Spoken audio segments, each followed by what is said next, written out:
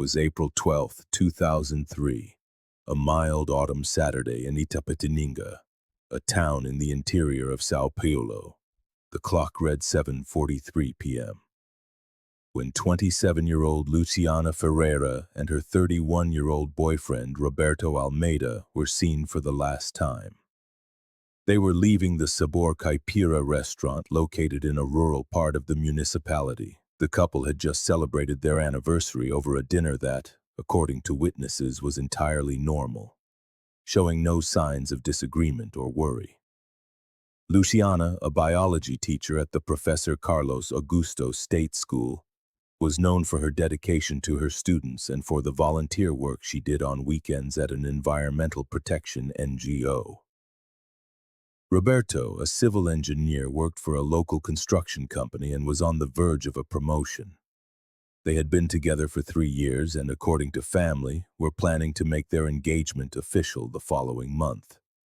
The couple's car, a 1998 silver Volkswagen Gol, was found parked at the entrance to the Santa Clara farm, a property belonging to Roberto's family, located 17 kilometers from the center of Itapetininga. The car was unlocked with the keys in the ignition.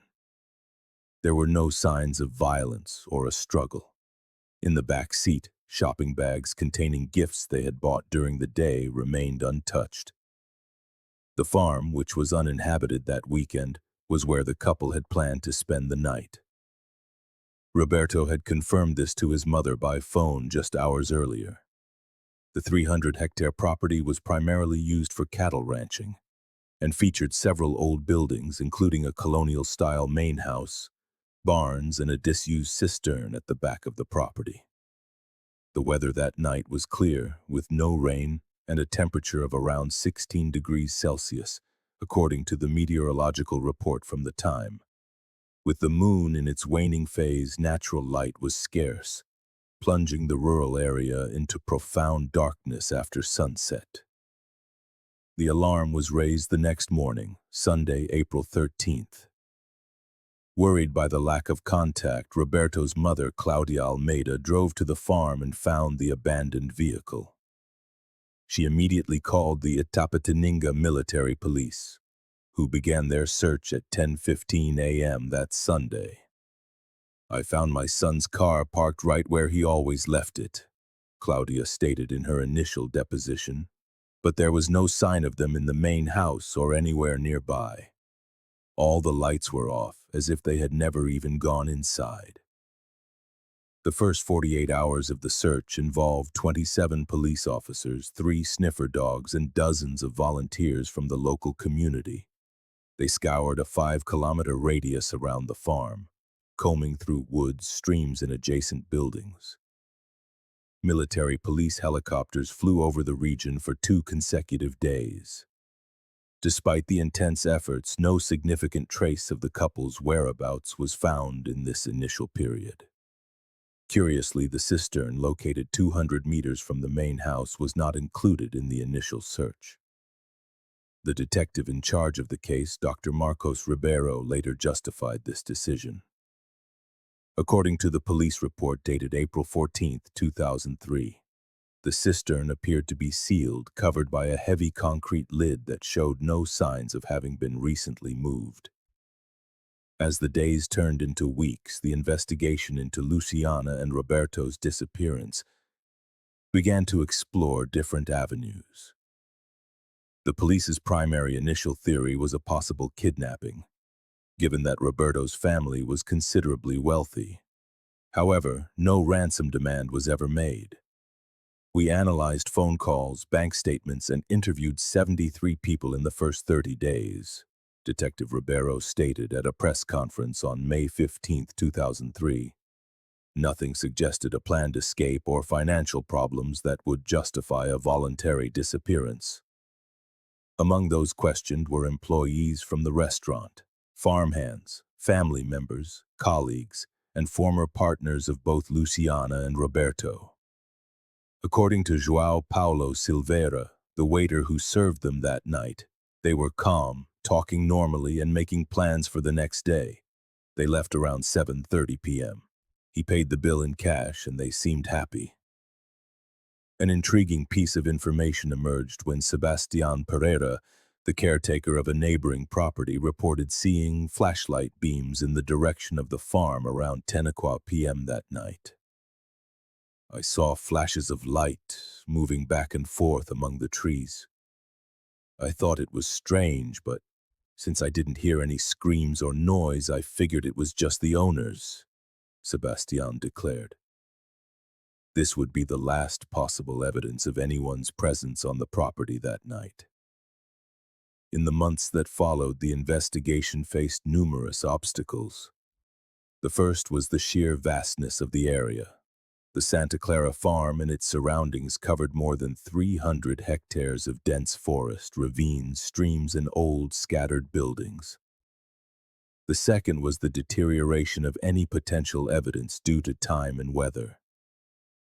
In August 2003, 4 months after the disappearance, a false lead took investigators to a city in Paraná, where a witness claimed to have seen the couple. After 2 weeks of investigation, it was proven to be a mistake. This was just one of 17 false leads we followed in the first 2 years, lamented Detective Roberto in a report dated April 2005, when the case marked 2 years without a resolution.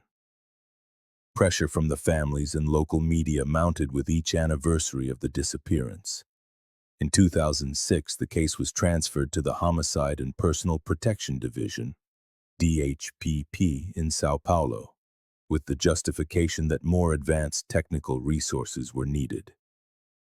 The new lead investigator, Detective Paulo Enrique Costa, ordered a complete review of all collected evidence and testimonies.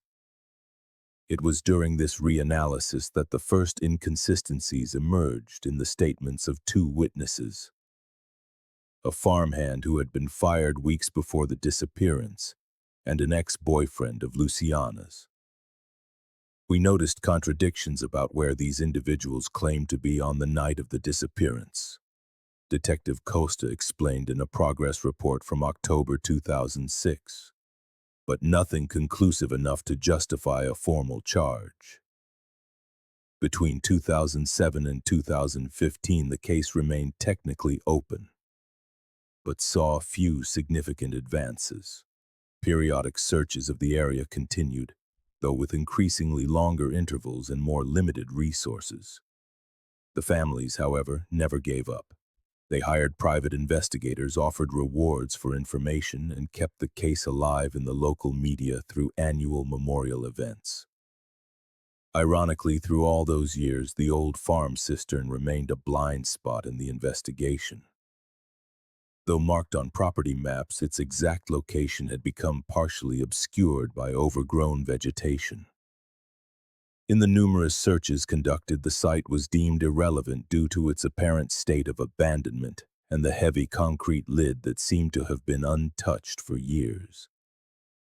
The turning point in the case came on July 23, 2020, exactly 17 years, 3 months, and 11 days after the disappearance. Maria Eduarda Almeida, Roberto's niece, then 25, was organizing old family belongings when she discovered a box of VHS tapes and DVDs. Among them was a recording of her own 15th birthday party held at the Santa Clara farm just 1 week before the couple vanished. I decided to watch it for nostalgia, and in the last few minutes of the recording I noticed something no one had ever seen before. Maria Eduarda told the police. In the video, filmed by Roberto himself, he and Luciana could be seen walking toward the area of the cistern.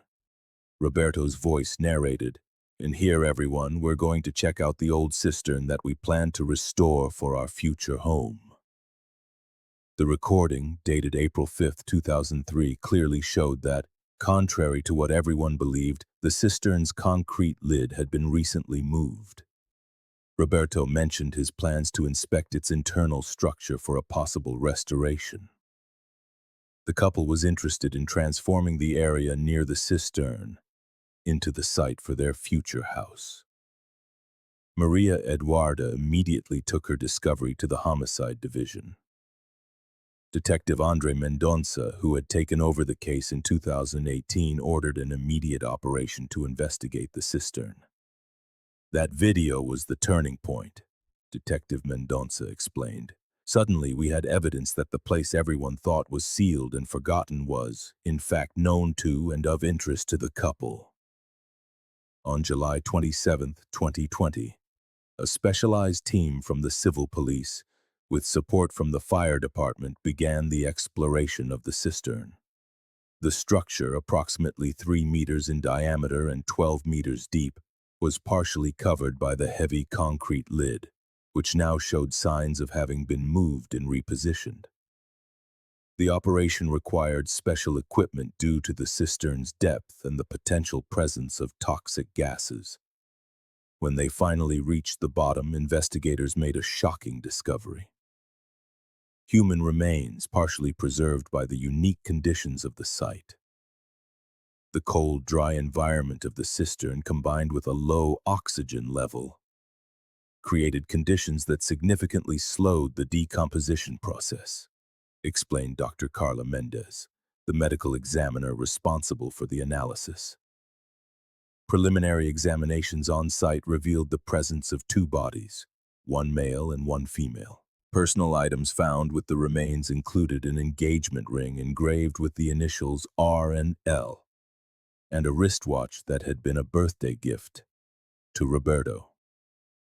On July 30, 2020, DNA tests confirmed the remains belonged to Luciana Ferreira and Roberto Almeida. But the forensic analysis revealed more. Both victims had fractures consistent with a fall from a great height, but Luciana also had a cranial fracture caused by a blunt object, indicating she had been assaulted before the fall. With the identities confirmed, the investigation was re-energized. Detective Mendonça's team now worked under the assumption of a double homicide followed by the concealment of the bodies. The key to understanding what truly happened that night lay in the evidence preserved in the cistern and in new forensic technologies unavailable at the start of the investigation. The detailed autopsy, completed in September 2020, revealed that Roberto had suffered fractures to his lower limbs and spine consistent with the fall. His death likely occurred from the trauma and subsequent lack of medical aid. Luciana, on the other hand, had a distinct skull fracture suggesting she was struck with a heavy object before also being thrown into the cistern. The analysis of the fractures indicates that Roberto fell first, possibly in an accident, and Luciana was assaulted before she also fell or was pushed into the same location, concluded the medical legal report signed by Dr. Mendez. The puzzle began to come together when investigators recovered phone records from 2003, preserved in the carrier's digital archives. On the night of the disappearance, at 8:17 p.m., Roberto had made a call to Antonio Silveira, the farmhand who had been fired weeks earlier after a disagreement with the Almeida family. Antonio, who had been briefly considered a suspect in 2003 but was dismissed for a lack of evidence, had claimed to be in another city on the night of the crime. However, a new analysis of cell tower data placed his phone in the vicinity of the Santa Clara farm between 8:00 p.m. and 10:00 p.m. that night. Confronted with this new evidence in October 2020, Antonio Silveira, then 63 years old, finally confessed. His deposition, recorded on video, revealed the tragic sequence of events. According to Antonio, Roberto had called him to the farm to discuss his potential reinstatement, as he planned to begin renovations on the property after his wedding. When Antonio arrived, he found the couple near the cistern inspecting the structure. During their conversation, a disagreement over his severance pay escalated into a heated argument.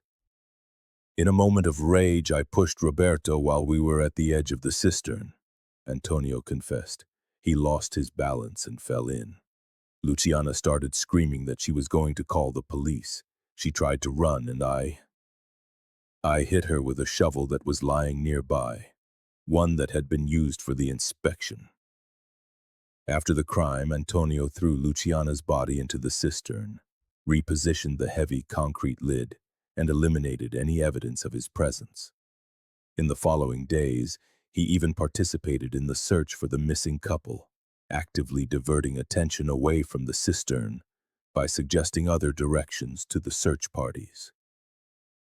The cistern was never properly investigated because Antonio, who knew the property well and joined the initial search as a volunteer, insisted that it had been sealed for years and that it was unlikely the couple would have gone there, Detective Mendonça explained at a press conference on November 15, 2020. On February 2, 2021, Antonio Silveira was formally charged by the public prosecutor's office with 2 counts of qualified homicide and concealment of a body. At his trial in September 2021, he was sentenced to 42 years in prison, with no possibility of parole. For the families and the community of Itapetininga, the resolution of the case after 17 long years was profound. Dona Claudia Almeida, Roberto's mother, then 73 years old, could finally lay her son to rest. In a ceremony held in October 2021, the remains of Luciana and Roberto were buried together, fulfilling the expressed wish of their families. 17 years of pain and uncertainty, declared Paulo Ferreira, Luciana's father, during the service. At least now we know what happened. We can continue our journey of grief with some measure of peace. The case triggered significant changes in the investigative protocols for missing persons in the state of São Paulo. In 2022, the Luciana Roberto Protocol was implemented. It establishes specific guidelines for the meticulous inspection of all structures on rural properties during searches, regardless of their apparent condition or use. Yet the most impactful element of this story is not the crime itself, but how a crucial piece of evidence remained hidden in plain sight for nearly 2 decades. The home video that finally pointed to the cistern had been kept in a box of family mementos, watched multiple times over the years. But its critical significance was only perceived when viewed from a new perspective. The recording, made by Roberto himself just a week before his disappearance, contained more than just footage of his niece's 15th birthday party. It held the precious final 47 seconds that would change everything. In them, Roberto filmed himself and Luciana walking toward the cistern, cheerfully discussing renovation plans. It's fascinating how evidence can be literally before our eyes and yet remain invisible until the right context illuminates it, reflected Delegate Mendonça during a lecture on the case at the Civil Police Academy in 2023. The cistern, that seemingly insignificant and forgotten structure, had been photographed during the initial searches mentioned in early reports and even appeared on maps of the property. However, for 17 years, its potential importance was systematically overlooked, primarily due to 3 critical factors: the misleading testimony of Antonio Silveira, which diverted attention from the site, its appearance of not having been recently opened, and the initial focus on theories of kidnapping or voluntary escape. Maria Eduarda Almeida, whose discovery of the video solved the case, established the Luciana and Roberto Foundation in 2022. It is a non-profit organization dedicated to assisting the families of missing persons. The foundation uses cutting-edge technology to re-examine old evidence in cold cases and has already contributed to solving 7 other disappearances in Brazil. Every unsolved case is an open wound in society, Maria Eduarda stated at the Foundation's headquarters inauguration in São Paulo. Every piece of unnoticed evidence could be the key to bringing peace to families living in the anguish of uncertainty. In 2024, a documentary about the case titled 47 Seconds of Truth won international awards for its exploration of how small details can be decisive in criminal investigations. The title refers to the exact length of the final clip of the video that revealed the cistern's importance. The story of Luciana and Roberto teaches us a powerful lesson about persistence, about how the truth can remain hidden for years but eventually finds its way to the light. It is a lesson in never giving up the search for answers, even when all hope seems lost. If you've listened this far, it's because you care about these cases that scar families forever. Please leave a comment saying, "I listened until the end," so I can know who you are and who truly cares about the search for truth. Don't forget to like this and share it, so that others can also learn this incredible story, which reminds us of the importance of never giving up on finding the truth.